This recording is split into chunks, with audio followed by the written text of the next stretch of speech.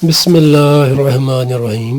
السلام علیکم ناظرین، حکیم شاہد اقبال آپ کی خدمت میں حاضر ہے کہ آج کے بہت آسان سے نسخے کے ساتھ۔ ناظرین، آج کی ہماری ویڈیو میں یہ آپ کو انجیر نظر آ رہی ہے۔ انجیر کے بہت زیادہ فائدے ہیں۔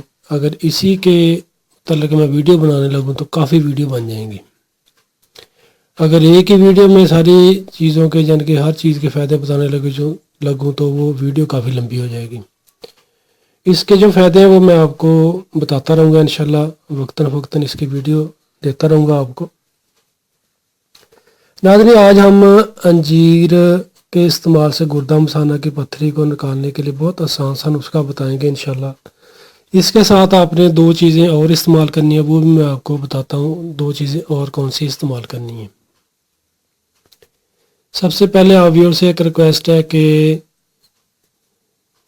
جن دوستوں نے ابھی تک ہمارا فیس بک پیج لائک نہیں کیا وہ ہمارے پیج کو لائک کر لیں اور ہمارے نعیم کلینک یوٹیوب چینل کو لازمی سبسکرائب کر لیں تاکہ آپ کو ہماری آنے والی اچھی معلومات، نسخہ جات، ویڈیوز آسانی کے ساتھ ملتی رہیں، اور ہماری ویڈیوز کو لائک کر کے لازمی شیئر بھی کیا کریں تاکہ اور لوگوں کو فائدہ مل سکے۔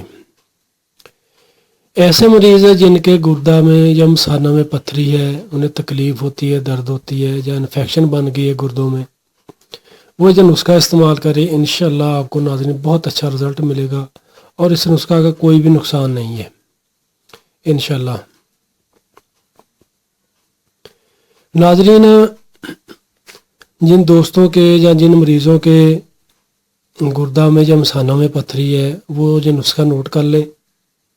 ایک نمبر آپ نے کہ لینی ہے انجیر، خشک انجیر، اس کے 5 دانے ہونے چاہیے خشک انجیر کے۔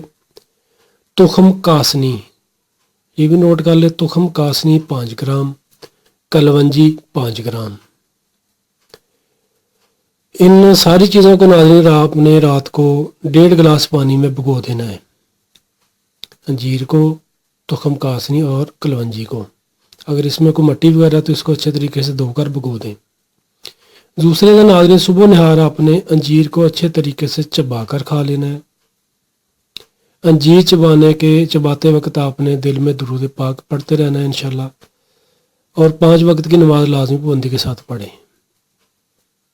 اور اس کے بعد ناظرین جو آپ نے جس پانی میں کہ جو چیزیں بھگوئی تھی وہ بھی آپ نے پانی صاف کر لینا ہے۔ اس کے نیچے جو کلونجی ہے یا کاسنی کے بیج ہیں وہ نیچے ہوں گے، ان کو ضائع کر دیں، پانی کو چھان لیں۔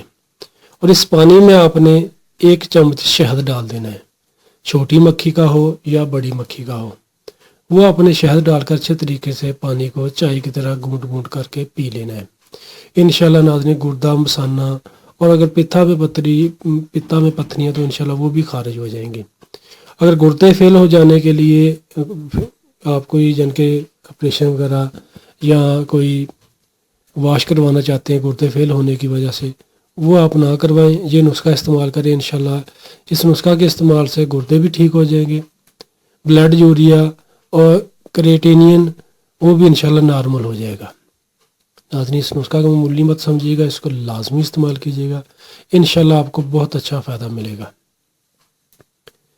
اور 5 وقت کی نماز لازمی پابندی کے ساتھ پڑھے کریں۔ شکریہ۔ تو ناظرین ویڈیو کو لائک کر کے لازمی شیئر کیجیے گا، دعا میں یاد رکھیے گا۔ فی امان اللہ، السلام علیکم۔